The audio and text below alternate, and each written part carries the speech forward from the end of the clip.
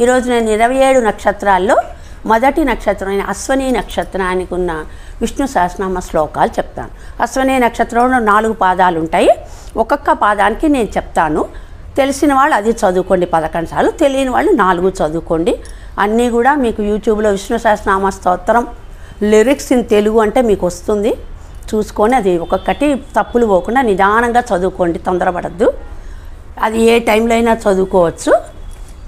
దానికి నేను మొదటి శ్లోకం చెప్తున్నాను. చూసే చదవండి అమ్మా, నోటికొచ్చని చెప్పి ఎప్పుడు కూడా బుక్ లేకుండా చదవకండి, చూసి చదివితేనే మంచిది. శుక్లాం భరధరం విష్ణుం శశివర్ణం చతుర్భుజం ప్రసన్నవదనం ధ్యాయేత్ సర్వ విఘ్నోపశాంతయే. హరి ఓం.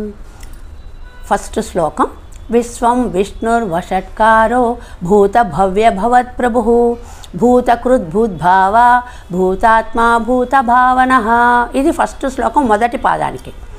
రెండవ పాదానికి భూతాత్మా పరమాత్మా చ ముక్తానాం పరమాగతి అవ్యయ పురుష సాక్షి క్షేత్రజ్ఞోక్షర ఏవ చ. ఇది రెండో పాదానికి చదివేది. యోగో యోగ విదాం నేత ప్రధాన పురుషేశ్వర నారసింహ వపు శ్రీమాన్ కేశవ పురుషోత్తమ. ఇది మూడో శ్లోకం మూడో పాదానికి. సర్వ సర్వ శివస్థానుర్భూతాధిర్నిధరవ్యయ సంభవో భావనో భర్త ప్రభవ ప్రభురీశ్వర.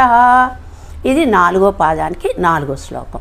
ఇవన్నీ కూడా అందులో నేను పెడతాను మీకు, దాన్ని చూసి మెల్లగా చదువుకోండి. 11 టైమ్స్ చదవండి. తర్వాత అందరూ కూడా కొన్ని పిచ్చి ప్రశ్నలు కొన్ని వేస్తారు.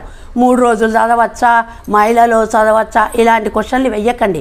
నిజంగా దేవుడి మీద భక్తి ఉన్న వాళ్ళందరికీ తెలుసు, శుచి శుభ్రంగా ఉతికిన బట్ట వేసుకొని ఏ టైంలో అయినా చదువుకోవచ్చు. విష్ణు సహస్రనామ స్తోత్రం నామాలు చదవకూడదు కానీ స్తోత్రం ఎప్పుడైనా చదువుకోవచ్చు. చక్కగా కాళ్ళు చేతులు కడుక్కొని వచ్చి కూర్చొని ఒక 10 నిమిషాల్లో చదువుకోండి.